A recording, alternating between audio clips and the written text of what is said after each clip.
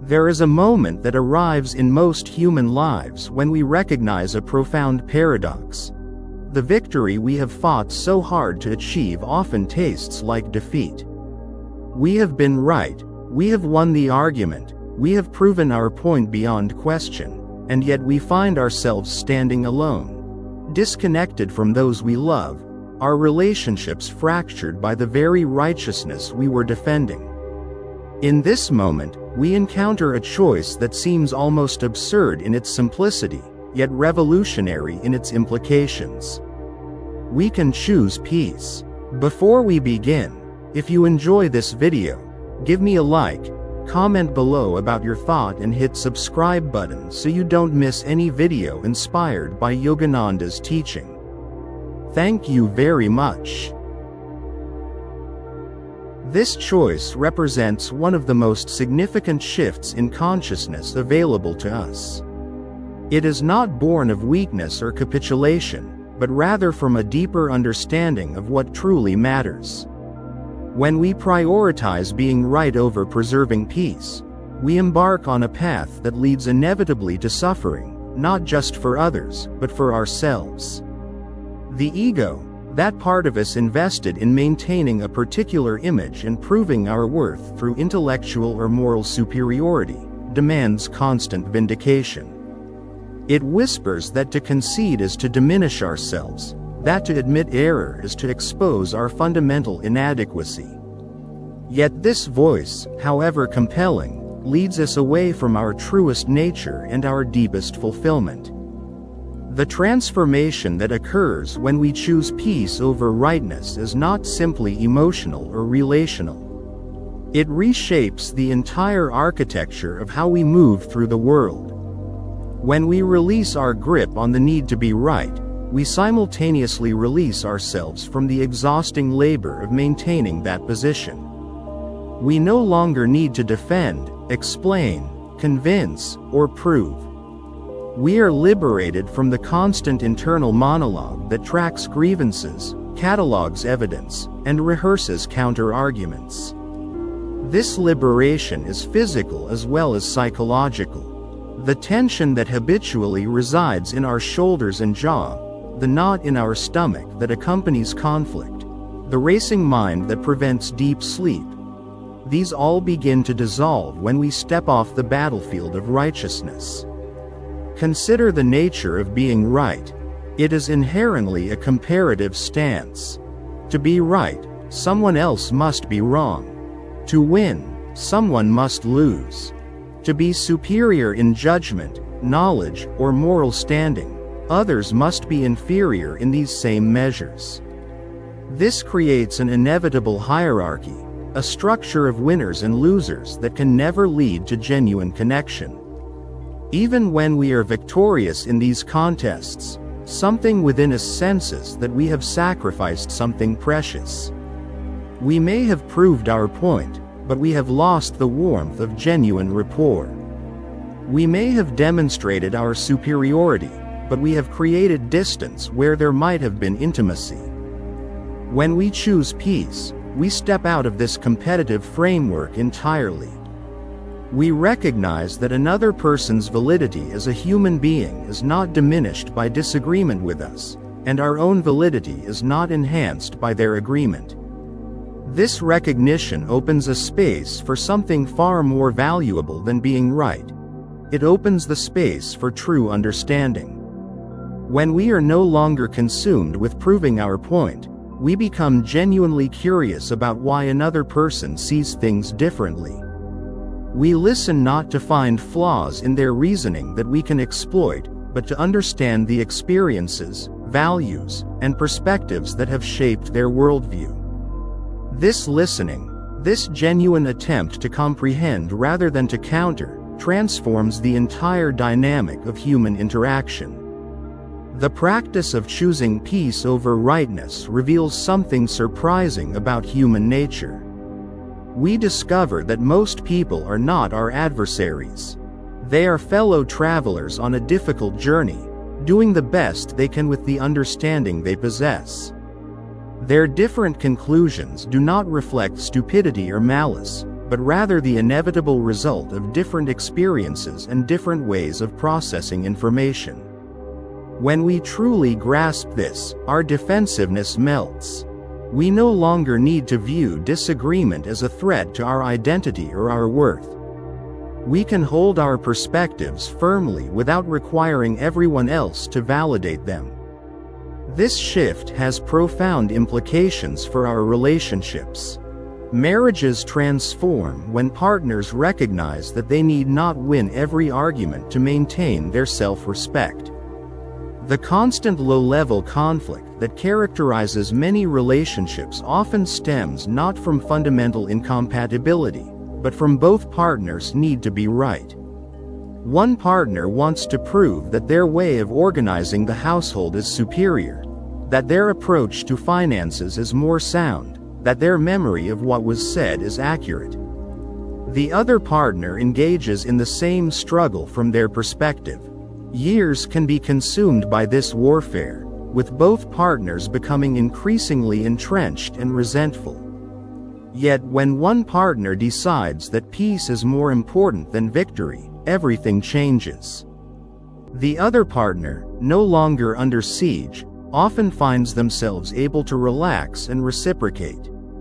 What seemed like a fundamental incompatibility reveals itself to have been merely two people locked in a competition neither one actually wanted to win. Parent-child relationships similarly transform through this recognition. Parents often believe that their role requires them to be right, to prove the wisdom of their position and establish the superiority of their judgment. Yet children do not need parents to be infallible. They need parents to be present, to be willing to listen, to be capable of admitting error and adjusting their position when new information comes to light. A parent who can say to a child, "I was wrong about that, and I appreciate you pointing it out to me," teaches more about integrity and growth than a parent who never bends. Children raised by parents willing to prioritize peace over the need to always be right develop a different relationship to authority, truth, and their own fallibility. They learn that growth is more important than consistency, that relationships are more important than being right, and that admitting error is a sign of strength rather than weakness. Friendships deepen enormously when both parties release the need to be right. So many friendships fracture over what, in retrospect, seems like trivial disagreements. But in the moment, both friends were invested in their rightness. Neither was willing to acknowledge the validity of the other's perspective. Neither was willing to say, "I may be wrong about this," or, "Your way of seeing this is also legitimate." The friendship could have survived the disagreement. It did not survive the competitive framework in which both friends insisted on being right. Beyond personal relationships, the choice to prioritize peace over rightness has implications for communities and societies. So many human conflicts, from workplace disputes to political polarization to international tensions, are sustained by both parties' commitment to being right. Each side has evidence, has logic, has moral certainty on their side. And yet this very certainty makes resolution nearly impossible. When a mediator or peacemaker can help one party recognize that peace is more valuable than victory, a door opens. Not because one side has admitted that their position was invalid, but because one side has recognized that the cost of maintaining their rightness has become too high. This does not mean that principles are unimportant or that we should compromise our values. Rather, it means recognizing the difference between holding our values and insisting that others validate them through agreement. We can be deeply committed to our way of seeing things without requiring everyone else to adopt that view. We can believe that our position is correct without needing to punish those who disagree. We can have convictions without being convicted by them, trapped in a courtroom of our own making where we must constantly defend against those who see things differently. The practice of choosing peace over rightness begins with a simple but challenging awareness. The need to be right is a choice we make repeatedly throughout each day. We choose it when we correct someone's minor factual error, when we insist on explaining our reasoning, when we bring up past grievances to prove that we were justified in our current position. Each of these moments offers an opportunity to ask ourselves a crucial question. Is being right in this moment more important to me than maintaining peace and connection with this person? Often, when we pause and genuinely ask this question, the answer surprises us. We realize that we do not, in fact, need to be right nearly as desperately as we thought we did. The error we were about to correct was inconsequential. The point we were about to argue would change nothing about the actual situation. The past grievance we were about to dredge up would not heal anything. It would only create a new wound. As we practice making this choice repeatedly, something shifts within us. We begin to experience ourselves differently. The desperate quality that often accompanies the need to be right, the sense that our entire worth depends on being vindicated, gradually dissolves. We discover that we are valuable simply by existing, not because we are right about things. This fundamental shift in self-perception radiates outward into every relationship and every interaction. We also begin to notice something remarkable. Most situations that seem to demand victory actually resolve themselves more satisfactorily when we step back from the competitive framework. The person we were about to argue with becomes an ally rather than an opponent. The problem we were about to solve by proving ourselves right gets solved through collaborative problem solving instead. The understanding we thought we needed to establish through winning an argument emerges naturally through genuine conversation and mutual respect. The peace that comes from releasing the need to be right is not a peace of resignation or defeat. It is a peace of liberation. We are freed from the exhausting project of defending and maintaining an image. We are freed from the constant vigilance required to scan for threats to our righteousness. We are freed from the isolation that necessarily accompanies competitive relating. In its place comes something far richer: genuine connection with others, authentic self-knowledge, and a sense of ease that no victory could ever provide. This choice, repeated countless times over a life, compounds in its effects. A person who consistently chooses peace over rightness becomes known as peaceful.